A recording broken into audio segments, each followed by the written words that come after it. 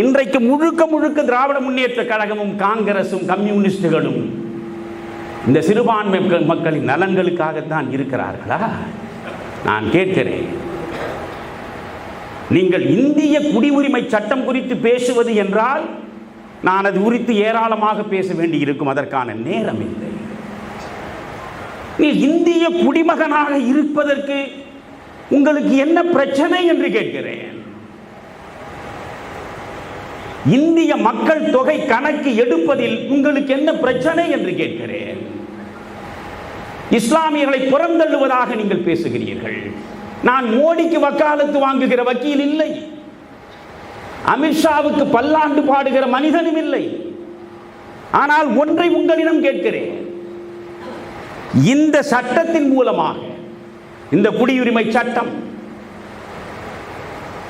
இந்த மக்கள் பதிவேட்டு சட்டம், இவற்றின் மூலமாக இந்தியாவில் ஒரு இஸ்லாமியன் பாதிக்கப்படுவார், ஒரு கிறிஸ்துவர் பாதிக்கப்படுவார் என்பதை நீங்கள் எனக்கு ஆதாரத்தோடு சொல்லுங்கள் பார்க்கலாம். நான் இப்பொழுது சவால் விட்டு சொல்கிறேன்.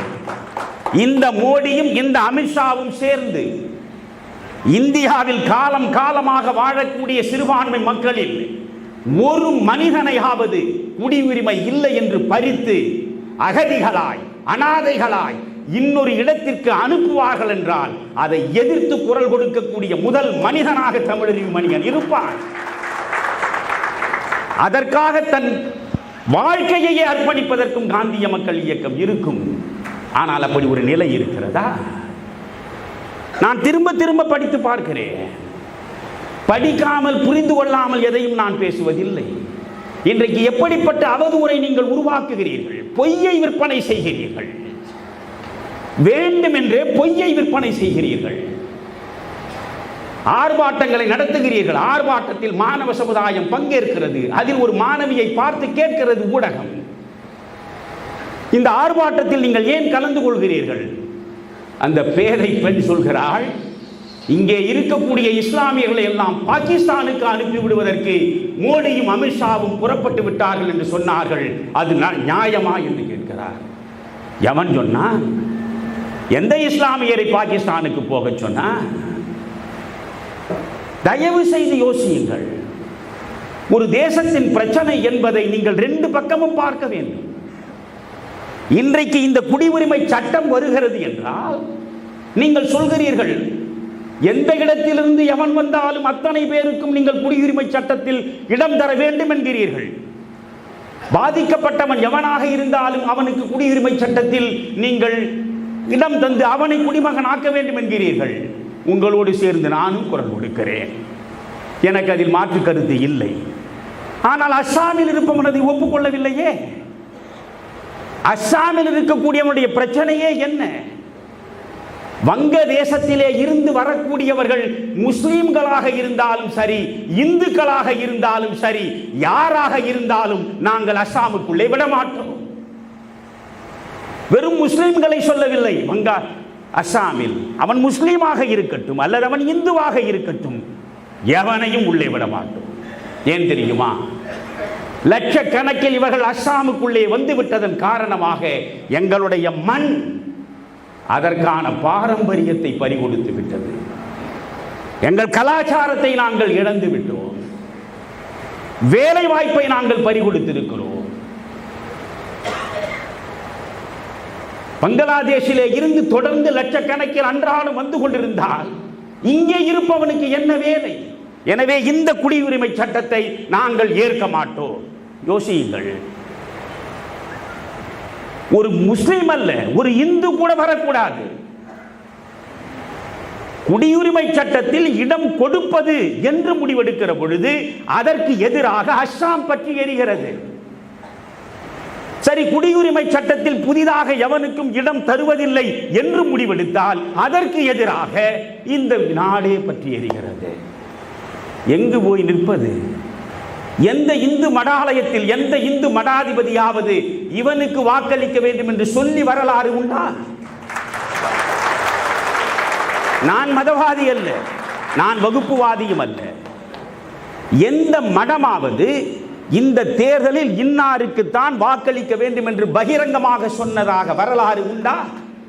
அப்படி சொன்னாலும் நாம் கேட்கிற வழக்கம் உண்டா? நாம் கேட்போமா? இந்த நிலை எங்கே கொண்டு போய் சேர்க்கும்? கவலையோடு பேசுகிறேன், நான் கவலையோடு பேசுகிறேன். பொன் ராதாகிருஷ்ணன் தோற்ற பிறகு என்னை என் வீட்டில் சந்தித்தார். எப்பேற்பட்ட மனிதன்! அவர் பேசுகிற பொழுது என்னிடம் சொன்னார், நான் தோற்றதற்காக கவலைப்படவில்லை ஐயா, ஆனால் தொகுதியில் இருக்கக்கூடிய ஒருவன் நல்லதை செய்திருக்கிறானா, அவன் நல்லவனா, அவன் நெறி தவறாதவனா, அவன் தவறான வழியில் சொத்து சேர்க்காதவனா என்றெல்லாம் பார்த்து வாக்களிக்காமல் அவரவர் மத சிந்தனையோடு வாக்குச்சாவடியை நோக்கி வருவது என்று முடிவெடுத்து விட்டால் இந்த நாடு எங்கே போகும் என்று கேட்டார். இந்த நாடு எங்கே போகும்? இந்துக்கள் அத்துணை பேரும் ஒரு இந்துவுக்குத்தான் வாக்களிப்பது என்று ஒரு பக்கமும், இஸ்லாமியர்கள் இஸ்லாமியருக்குத்தான் வாக்களிப்பது என்று இன்னொரு பக்கமும், கிறிஸ்துவர்களுக்கு மட்டும்தான் வாக்களிப்பது என்று இன்னொரு பக்கமும் சென்றால் இந்த நாடு என்ன ஆகும்? யோசியுங்கள். அரசியலில் அன்பு கூர்ந்து மதத்தை எந்த நிலையிலும் உள்ளே கொண்டு வராதீர்கள். நான் பாரதிய ஜனதா கட்சியில் உள்ளவர்களுக்கும் சொல்கிறேன், இந்த இஸ்லாமிய பெருமக்களிடமும் இந்த கிறிஸ்துவ பெருமக்களிடமும் அவநம்பிக்கை வளர்வதற்கு ஏற்றாற் போல காரியங்களை அன்பு கூர்ந்து ஒருபோதும் செய்யாதீர்கள் என்கிறேன். ஒரு கிராமத்தில் 100 பேர் இருக்கிறார்கள். 100 பேரில் 90 பேர் இந்துக்கள், அதில் 7 பேர் முஸ்லிம்கள், 3 பேர் கிறிஸ்துவர்கள் என்று இருந்தால் 90 பேர் இந்துக்கள். இந்த 90 இந்துக்களுக்கு நடுவே நாம் 7 பேர் மட்டும்தான் இருக்கிறோம் என்று முஸ்லிமும், நாம் 3 பேர் மட்டும்தான் இருக்கிறோம் என்று கிறிஸ்துவர்களும் நினைக்கிற பொழுதே அச்சம் வரும், பாதுகாப்பின்மை வரும். இந்த அச்சமும் பாதுகாப்பின்மையும் பெரும்பான்மையை பார்த்து வருமானால் அந்த சமூகம் நாகரிகத்தை முழுவதுமாக இழந்துவிட்ட சமூகமாகத்தான் இருக்கும். எது உண்மையில் நாகரிகமான சமுதாயம்? அவர்கள் 90 பேர், நாங்கள் 10 பேர். அவர்கள் பெரும்பான்மை, நாங்கள் சிறுபான்மை. ஆனால் அந்த பெரும்பான்மை முழுவதும் இந்த சிறுபான்மைக்கு பாதுகாப்பு அரணாக இருக்கிறது என்ற நம்பிக்கை அவர்களுக்குள்ளே வந்து சேர்ந்தால் அவன் 90 நான் 10 என்ற நிலை மாறும், நாம் 100 என்று நினைக்கக்கூடிய நிலை வரும். அந்த நிலையை நோக்கி நடக்க வேண்டும். இன்னைக்கு இந்தியா முழுவதும் நீங்க பாங்க, ஒரு தலைநகரமும், அது பெங்களூராக இருக்கட்டும், இன்னைக்கு ஒரு தலைநகரமும் முன்னேற்ற பாதையில் இருக்கு. பாம்பேவை பாருங்க, முன்னேற்ற பாதைகள், ஆயிரம் கணக்கான கோடி ரூபாய் உள்ள வருது. தலைநகரம் அடுத்தடுத்து பக்கம் போகுது. இங்க மட்டும்தான் எதுவும் வேண்டாம். மத்திய அரசு வம்புக்கு இழுத்து வெறும் சண்டை மட்டும் போட்டுக்கொண்டு, இந்த சண்டையில தமிழகத்துல ஒரு நகரம் பெரிதும் பாதிக்கப்பட்டிருக்கிறது நீங்க கேட்டீங்கன்னா அது சென்னை மாநகரம் மட்டும்தான். ஏன் மெட்ரோ ப்ராஜெக்ட் கூட 2வது பேஸுக்கு மத்திய அரசு தன்னுடைய முழுமையான 42,000 கோடியை மத்திய அரசு கொடுத்தாங்க. எதற்காக தாமதமானதற்கு காரணம், இவர்கள் சொன்னார்கள் மெட்ரோ ரயில் திட்டத்தை பொறுத்தவரை அது மாநில ப்ராஜெக்டா நாம கொடுக்கிறோம். இந்தியா முழுவதுமே மெட்ரோ ப்ராஜெக்ட் என்பது சென்ட்ரல் ப்ராஜெக்ட். இங்க மட்டும்தான் நாங்க மாநில ப்ராஜெக்டாக எங்களுடைய மாநில நிதியில நாங்க நடத்திக்கிறோம். அவர்களால் 1 ஆண்டல்ல 2 ஆண்டல்ல 3 ஆண்டு நடத்த முடியாத காரணத்துல பாரதிய ஜனதா கட்சி சார்பாக நாம் பாரத பிரதமருக்கு கடிதம் எழுதியிருந்தோம். ஐயா, இது ஸ்டேட் ப்ராஜெக்ட் என்று சொல்லி சென்னை மக்களை வஞ்சித்துக் கொண்டிருக்கின்றார்கள். அந்த கடிதத்தினுடைய காப்பியை கூட பத்திரிகை நண்பர்களுக்கு கொடுக்கிறோம். அதன் பிறகு கேபினெட்ல மத்திய அரசு இந்த ப்ராஜெக்டை எடுத்து 42,000 கோடி ரூபாய் ஒதுக்கி இருக்கின்றார். அது அப்படியே நம்ம கிட்ட மாத்தி சொல்லுவாங்க. ஒரு மத்திய அரசுடைய ப்ராஜெக்ட், பெங்களூர்ல மெட்ரோ ப்ராஜெக்ட் என்பது மத்திய அரசுடைய ப்ராஜெக்ட். மும்பை எடுத்துக்கிட்டீங்கன்னா அது மத்திய அரசுடைய ப்ராஜெக்ட். ஏன் இவ்வளவு சண்டை போடக்கூடிய மம்தா பானர்ஜி இருக்கக்கூடிய வெஸ்ட் பெங்கால்ல கூட அது மத்திய அரசுடைய ப்ராஜெக்ட். இங்க மட்டும்தான் அதை மாநில அரசுடைய ப்ராஜெக்ட் என்று சொல்லி நிதி வேண்டாம் என்று சொல்லுவார்கள். நாங்களே நிதியை போட்டுக்கிறோம். 3 ஆண்டுகள் நிதி போட முடியாம பேந்து விழிப்பாங்க. அதன் பிறகு பொய்யை நம் மீது பரப்புவார்கள். அதன் பிறகு பிரதமர் அவர்கள் 40,000 கோடி ரூபாய்க்கு மேல பணத்தை கொடுக்கணும். அதனால சென்னையில் இருக்கக்கூடிய பெருமக்கள் எல்லாம் இந்த முறை நீங்கள் யோசிக்கணும். நமக்கு திராவிட முன்னேற்ற கழகத்தினுடைய யார் நின்றாலும் கூட, ஏன் இதற்கு முன்பு நாம பார்த்தோம், மழை வெள்ளத்துல யாருங்க ஐயா வெளியே வர்றாங்க? போட்டியிட்ட அனைத்து இந்திய அண்ணா திராவிட முன்னேற்ற கழகத்தினுடைய வேட்பாளர் அண்ணன் ஆதி ராஜாராம் அவங்க வீதியில் இருப்பாங்க. பொட்டணமாக அரிசியை கொண்டு போய் மக்கள்கிட்ட கொடுப்பாங்க, பாலை கொண்டு போய் கொடுப்பாங்க. பாரதிய ஜனதா கட்சியினுடைய தலைவர்கள் தொண்டர்கள் வீதி வீதியா போவாங்க. ஆனா இவங்க எப்படி வருவாங்க? முதலமைச்சர் ஒரு கருப்பு கலர் ஜீப்ல வருவாரு. அல்ல பள்ளியை போல அண்ணன் சேகர் பாபு ஒரு பக்கம் ஒட்டி இருப்பாரு, மற்ற பள்ளிகளை போல 4 பேர் ஒட்டி இருப்பாங்க. அவங்க ஜீப்ல வந்து எந்த பிரயோஜனம் கிடையாது, தண்ணி நம்ம மேலதான் அடிக்கும். எப்பவாவது தெருவுக்கு வந்து ஒரு அடிப்படை பிரச்சனையை சரி செய்வதற்காக பாடுபட்டு இருக்காங்களான்னு யோசிங்க. வெறும் விஐபி தொகுதியில விஐபியாக மட்டும்தான் வருவார்களோ தவிர பிரச்சனையை முடிக்க வேண்டிய மக்கள் பிரதிநிதியாக யாரும் இங்கே வந்தது கிடையாது. ஆனால் சென்னையினுடைய மக்கள் நீங்க யோசிக்கணும், இந்த முறை ஒரு அரசியல் மாற்றம் சென்னையினுடைய வளர்ச்சிக்காக. சென்னை இந்தியாவில் இருக்கக்கூடிய மற்ற பெருநகரத்தை போல இன்னைக்கு பெங்களூர் நம்மை தாண்டி எங்கேயோ வளர்ந்து விட்டார்கள். மும்பை நம்மை தாண்டி நின்று கொண்டிருக்கின்றார்கள். ஹைதராபாத் அவங்களும் நம்மளை ஓவர்டேக் பண்ணி முன்னாடி போயிட்டாங்க ஐயா. இன்னும் 5 ஆண்டுகள்ல குர்கான் நம்மளை ஓவர்டேக் பண்ணிரும். ஆனா இவங்க வெறும் வடக்கு தெற்கு அரசியல, ஹிந்தி தமிழ் அரசியல பேசி யாருக்கும் உதவாத சினிமா வசனங்களை பேசி பேசி மக்கள் ஒரு நாளும் கீழே சென்று கொண்டிருக்கின்றார்கள். ஆனால் சென்னை மக்களுடைய வளர்ச்சிக்காக இந்த முறை நீங்கள் தேசிய ஜனநாயக கூட்டணி அனைத்து இந்திய அண்ணா திராவிட முன்னேற்ற கழகம் தலைமையிலான தேசிய ஜனநாயக கூட்டணியில் போட்டியிடக்கூடிய எல்லா வேட்பாளர்களுக்கும் நீங்கள் வாய்ப்பு கொடுக்க வேண்டும் என்கின்ற அன்பான வேண்டுகோளையும் இந்த நேரத்தில் வைக்கிறேன். இன்னைக்கு தமிழ்நாடு அரசுல என்னங்க தவறு? 4 ஆண்டு 11 மாதம் கழிந்த பிறகு தமிழக அரசுல என்ன தவறுனா, ஒரே ஒரு தவற ஒரு விஷயம் மூலமாக நான் சுட்டிக்காட்டுகின்றேன். சமீபத்தில் 2 நாட்களுக்கு முன்பு சென்னை உயர்நீதிமன்றம் தமிழகத்தினுடைய காவல்துறைக்கு சொன்னாங்க, அமைச்சர் KN நேரு அவர்கள் மீது ஒரு வழக்கு பதிவு செய்யுங்க. ஐயா, அதை சாதாரணமா கடந்து போக கூடாது.